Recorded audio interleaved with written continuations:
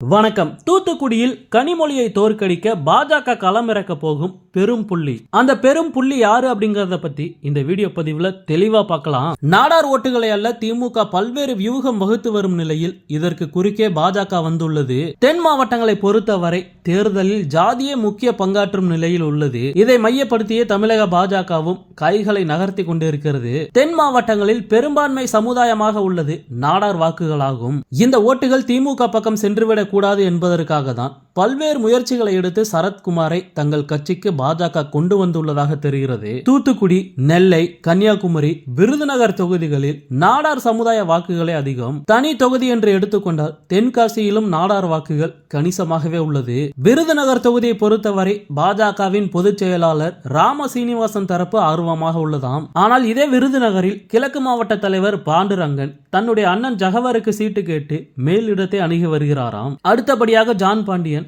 தென்காசியை குறிவைத்துதான் பாஜக கூட்டணியில் இணைந்தார். எனவே தமிழக மக்கள் முன்னேற்ற கழகத்திற்கு எப்படியும் தென்காசியை ஒதுக்கிவிடும் என்று ஜான் பாண்டியன் வலுவாக நம்பிக்கொண்டிருக்கிறார். அப்படி தனக்கு ஒதுக்கிவிட்டால் தேர்தலில் போட்டியிட ஆர்வமாக உள்ள தன்னுடைய மகளை களமிறக்கலாம் என்று யோசித்து வருகிறாராம். ஆனால் பாஜக அந்த தொகுதியை ஜான் பாண்டியனுக்கு விட்டு தருமா என்று தெரியவில்லை. காரணம், பாஜக ஸ்டார்ட் அப் பிரிவு மாநில தலைவர் ஆனந்தன் இந்த தென்காசி தொகுதியை மனதில் வைத்துதான் பல்வேறு பணிகளை செய்து வருகிறாராம்.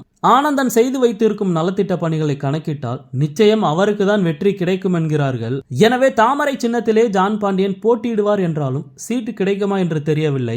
அதே போல் சமீபத்தில் அகில இந்திய சமத்துவ மக்கள் கட்சி என்ற அரசியல் கட்சியை பாஜகவுடன் சரத்குமார் இணைத்த நிலையில் அவர் 2 தொகுதிகளை கேட்பதாக தெரிகிறது. ஒன்று நெல்லை, மற்றொன்று விருதுநகர். இந்த 2 தொகுதியை கேட்ட நிலையில் நெல்லை தொகுதி ஏற்கனவே நயினார் நாகேந்திரனுக்கு ஒதுக்கப்பட இருப்பதால் நீங்கள் பக்கத்து தொகுதியான தூத்துக்குடி தொகுதியில் போட்டியிடுங்கள். நீங்கள் கனிமொழியை எதிர்த்து போட்டியிட்டால் அகில இந்திய அளவில் பிரபலமாகி விடுவீர்கள் என்று பாஜக கூறியதாம். ஆனால் சரத்குமார் தூத்துக்குடியில் போட்டியிட்டால் கடும் போட்டி இருக்கும் என்பதால் தூத்துக்குடியில் போட்டியிட விரும்பவில்லை என்றும் அதற்கு பதிலாக விருதுநகர் அல்லது வேறு ஏதாவது தொகுதியை கொடுங்கள் என்று சரத்குமார் கேட்டுள்ளாராம். இதற்கு பாஜக தலைமை ஒப்புக்கொண்டதாகவும் தெரிகிறது. எனவே சரத்குமாருக்கு ஒதுக்கப்படும் தொகுதி எது என்பது குறித்து விரைவில் அறிவிப்பு வெளியாகும் என்று எதிர்பார்க்கப்படுகிறது. ஓகே, இது போன்ற செய்திகளை உடனுக்குடன் பெற மறக்காம நம்ம சேனலை சப்ஸ்கிரைப் பண்ணி சப்போர்ட் பண்ணுங்க.